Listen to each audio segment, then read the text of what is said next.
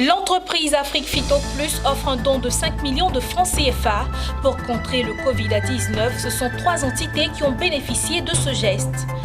Aussi, la société coopérative agricole Entente de Sago, en abrégé SAES, s'engage aux côtés de ses membres et elle a choisi de les soulager à travers des dons et la sensibilisation. Très heureuse de vous retrouver, Madame, Monsieur, vous suivez le journal. L'entreprise Afrique Phyto Plus a offert des dons d'une valeur de 5 millions de francs CFA dans le but de lutter contre la pandémie de coronavirus. 3 entités ont bénéficié de ce geste. Il s'agit de la Croix-Rouge Côte d'Ivoire, la CECI, la Coalition des entreprises de Côte d'Ivoire, ainsi que du Haut Patronat des commerçants et opérateurs économiques de Côte d'Ivoire. Les détails de Walter Kofi et Richard Akeke, commentés par Daniel Koudjou. Des seaux à robinet, des cartons de savon et de gel de main, de l'engrais et des insecticides. Voici de quoi se compose le don de l'entreprise ivoirienne Afrique Phyto Plus pour contribuer au respect des mesures barrières contre le Covid-19 et soutenir le secteur agricole, plus précisément la culture maraîchère. D'une valeur de 5 millions de francs CFA, ces dons sont destinés à la Croix-Rouge, au Haut Patronat des commerçants et opérateurs économiques de Côte d'Ivoire HPCOSI, et à la Coalition des entreprises de Côte d'Ivoire, CECI.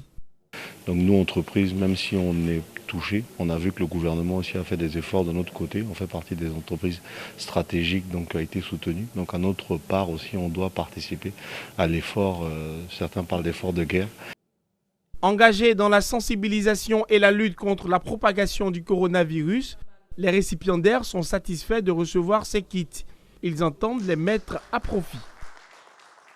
Pour ceux qui ne le savent pas, la CECI, c'est une coalition créée par toutes les entreprises de Côte d'Ivoire pour lutter contre les pandémies, notamment le palud, la tuberculose, le sida, et aujourd'hui, c'est le Covid-19. Donc nous allons d'entreprise, nous relayons les informations du gouvernement au niveau de l'entreprise. Nous allons nous assurer que les mesures barrières ou les gestes barrières sont appliqués en entreprise. Donc nos agents qui vont en entreprise ont besoin d'être équipés. Dans nos actions de sensibilisation, dans nos actions de distribution de kits, il manquait du savon. Et c'est un soulagement, un grand soulagement pour nous. Cet élan de solidarité a vu le jour grâce à une collaboration avec la plateforme humanitaire du secteur privé de Côte d'Ivoire. L'occasion a été saisie par sa présidente pour rappeler le rôle prépondérant de cet organe de la Confédération générale des entreprises de Côte d'Ivoire, CGECI. Comme on l'a dit, elle est née depuis, ça fait maintenant 3 ans, depuis le 7 avril 2017. Et en dehors de la formation qu'on apporte à nos membres, on intervient chaque fois qu'il y a des sinistres, ce qu'on appelle les catastrophes. On l'a fait en 2018 quand il y a eu des inondations. Et aujourd'hui, malheureusement encore, c'est la pandémie du Covid-19 qui nous réunit dans cette situation de réponse. Par cette action de solidarité, l'entreprise Afrique Phyto Plus est un modèle. Spécialisée dans la production d'intrants agricoles, son geste est une réponse au gouvernement ivoirien après l'appel lancé à la solidarité en ces périodes de crise sanitaire et économique. Parlons cette fois-ci d'innovation. La société Newsoft Ingénierie a développé une application pour lutter contre le Covid-19. Son nom, le MSHP Covid-19. Il s'agit d'une application mobile destinée à apporter plus d'informations sur l'évolution de la pandémie et réduire par la même occasion sa propagation. L'application a été récemment présentée au cours d'une rencontre avec la presse. C'est un reportage d'Augustin Kra commenté par Pierre Tebeu. La start-up Newsoft Ingénierie ne veut pas rester en marge de la lutte contre le Covid-19 en Côte d'Ivoire. Face à la presse ce week-end, le jeune Ivoirien Kadio Serge a présenté son application. Son nom, le MSHP Covid-19. Il s'agit d'une application mobile destinée à apporter plus d'informations sur l'évolution de la pandémie et réduire sa propagation grâce à une géolocalisation intégrée. C'est un outil qui va se télécharger sur Android et sur App Store. Avant le déploiement, il faut avoir l'autorisation du ministère de la Santé et aussi le ministère de l'Intérieur, puisque ce sont des données personnelles qui sont hébergées, donc il faut leur approbation. L'application L'application est téléchargeable sur ces deux plateformes. Vous téléchargez, vous inscrivez, vous recevrez un code de validation par mail afin de pouvoir identifier. L'application vous géolocalise directement afin de pouvoir savoir dans quelle zone vous trouvez et si c'est une zone qui est à risque ou pas. Le logiciel remonte les informations et statistiques au ministère de la Santé et de l'Hygiène publique sur le virus en Côte d'Ivoire et partout dans le monde. Cette plateforme, créée depuis un mois, connaît beaucoup d'avantages. L'avantage de la plateforme, c'est de faire remonter les informations et les statistiques au ministère de la Santé afin qu'ils puissent prendre de bonnes décisions et aussi de pouvoir suivre l'état de santé de tout Ivoirien, infecté ou pas infecté, afin de pouvoir cartographier directement les zones à risque et les zones aussi qui sont blanches. Cette plateforme est proposée par son promoteur au gouvernement pour lutter contre la pandémie du Covid-19, mais aussi le geste patient pour préparer l'après-pandémie. Les perspectives à long terme, c'est au fait nous avons mis en place encore un outil qui s'appelle geste patient, qui permet de pouvoir retracer l'état de santé de chaque citoyen ivoirien qui passe dans un centre de santé afin de pouvoir le suivre. Nous avons incrémenté en même temps dans ce logiciel la CMU pour pouvoir en même temps suivre à partir du numéro de sécurité sociale qui est fourni par l'État ivoirien. À partir de là, le ministère aura des statistiques à temps réel des décès, des naissances. La particularité à long terme, c'est le fait que l'application est reliée directement aux mairies afin de pouvoir faire les déclarations des naissances et les déclarations des décès.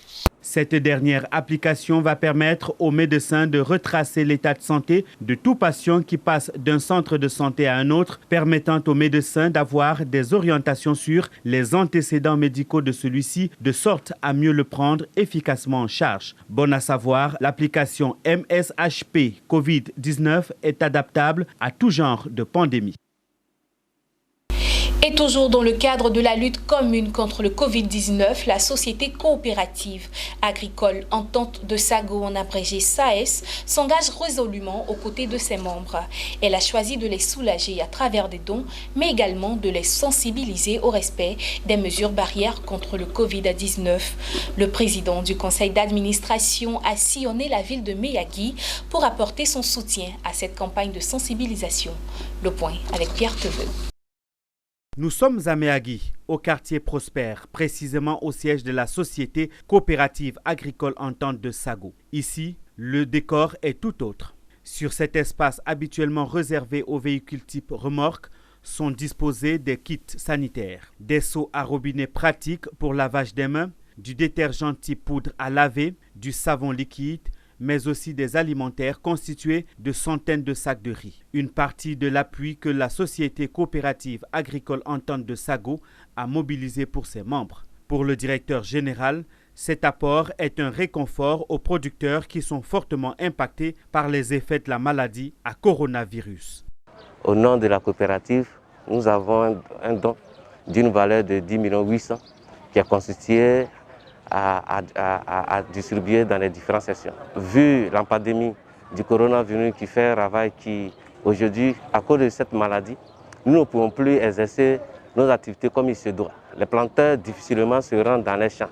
Les planteurs ne peuvent plus se retrouver pour pouvoir se concerter selon les programmes que nous avons mis en place. Ce don vient en outre accompagner les efforts consentis au quotidien par les autorités locales pour sensibiliser les populations afin de briser la chaîne de contamination, a martelé le directeur de la coopérative. Le sous-préfet de Meyagui, Koné Aboubakari, représentant le préfet du département qui a réceptionné les dons au nom des planteurs de la circonscription, s'est dit heureux de voir ce geste de grande valeur de la coopérative.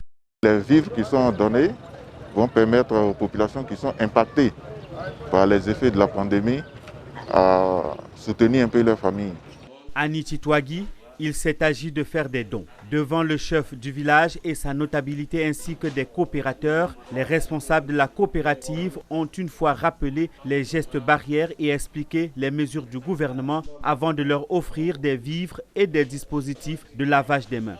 Le comité local de veille au sein de la coopérative a profité de l'occasion pour faire la sensibilisation contre le Covid-19. Dans ce même élan, la Fédération des opérateurs économiques du département a offert la somme de 400 000 francs CFA au comité départemental de lutte contre la pandémie.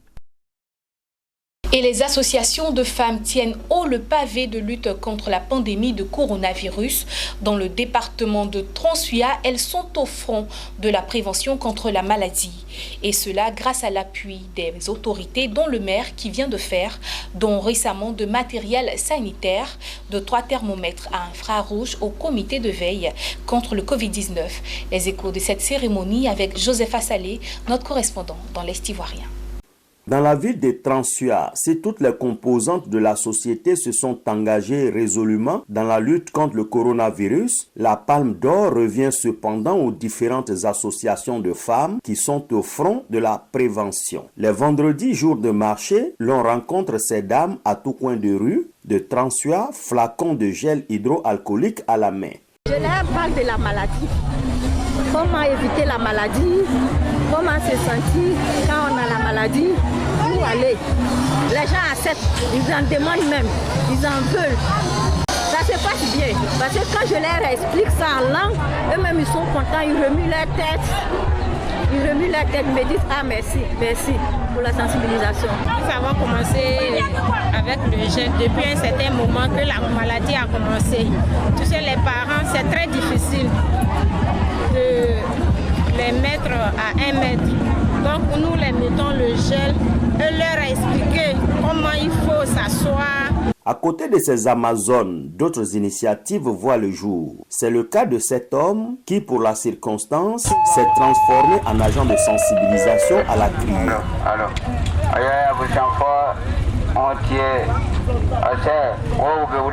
comme c'est le vendredi, la population s'est réunie.